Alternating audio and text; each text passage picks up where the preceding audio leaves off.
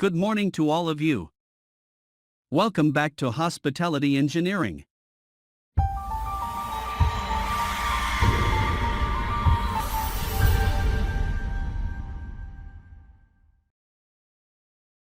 Today we will continue with the presentation on HVAC, Refrigeration, Cold Rooms Module 2, Part 9.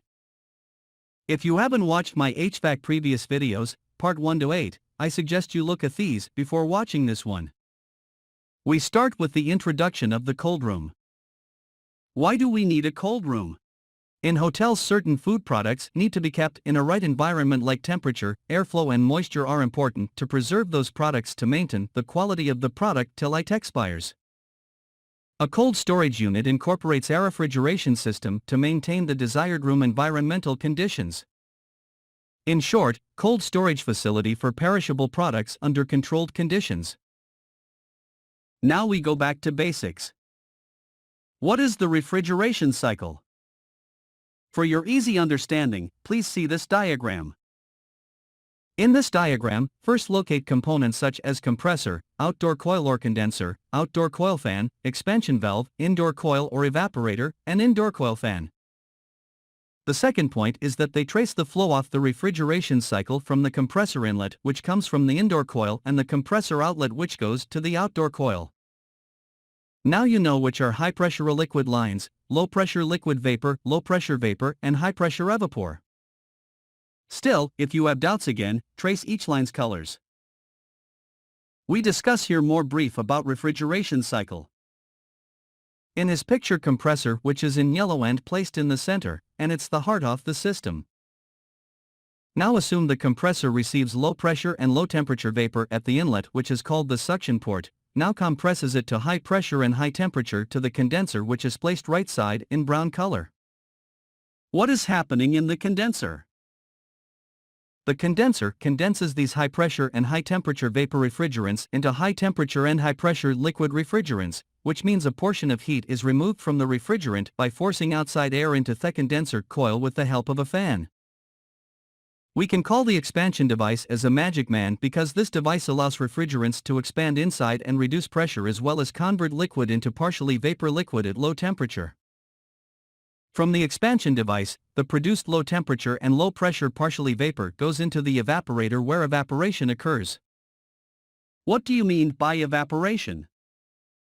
You can see an evaporator coil in blue in color, which receives conditioned air from space with help of a fan and gets cool from this. Inside refrigerant and partial vapor refrigerant will convert into vapor in this process.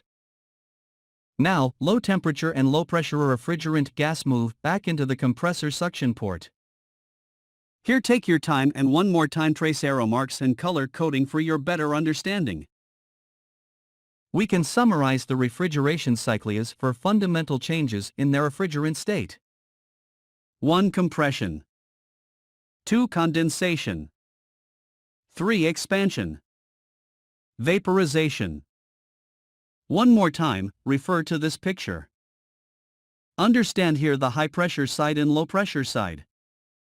Hope now you never forget the refrigeration basis. What is meant by compression? First, try to understand compressor-related spare parts. 1. Compressor.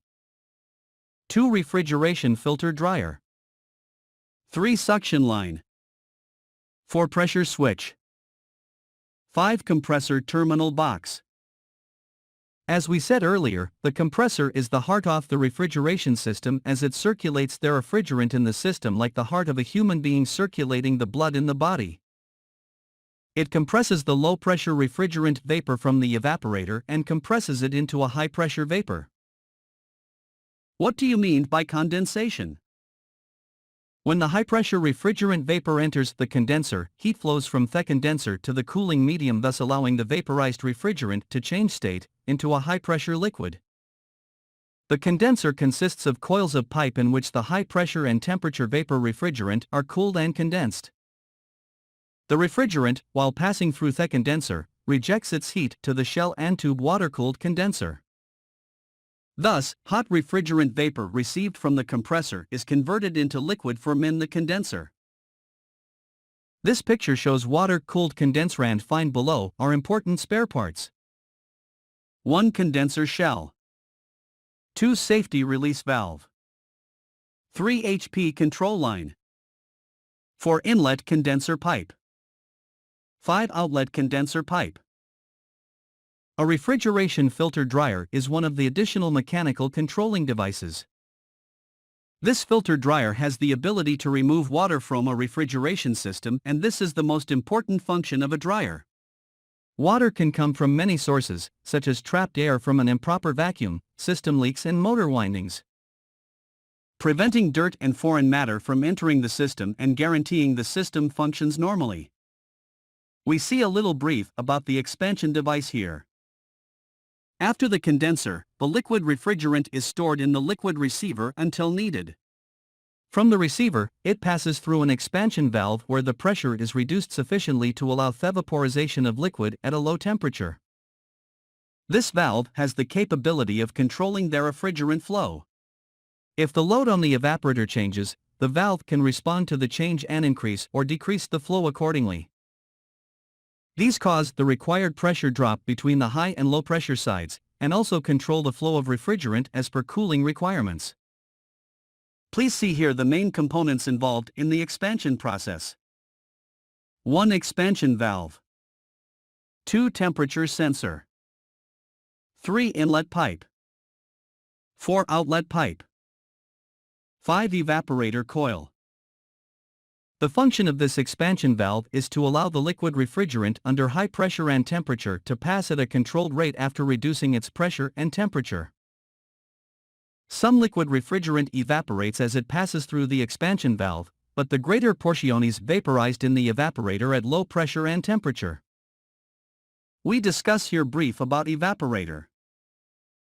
In an evaporator, the low-pressure refrigerant vapor after expansion in the expansion valve enters the evaporator or refrigerated space where a considerable amount of heat is absorbed and cooling achieved. An evaporator consists of coils of pipes in which the liquid vapor refrigerant at low pressure and temp is evaporated and changed into vapor refrigerant at low pressure and temp. During the evaporation process, the liquid vapor refrigerant absorbs its latent heat of vaporization from the medium which is to be cooled. The evaporator is where the heat is removed from your house, business or products to be cooled. The refrigerant in the evaporator tube absorbs the heat from the room. The change of temperature causes the refrigerant to boil and changes from a low-pressure liquid to a low-pressure cold vapor. The low-pressure vapor is pulled into the compressor and the cycle starts over. You can see here parts of the evaporator units. 1 evaporator fan, 2 evaporator guard, 3 drain line.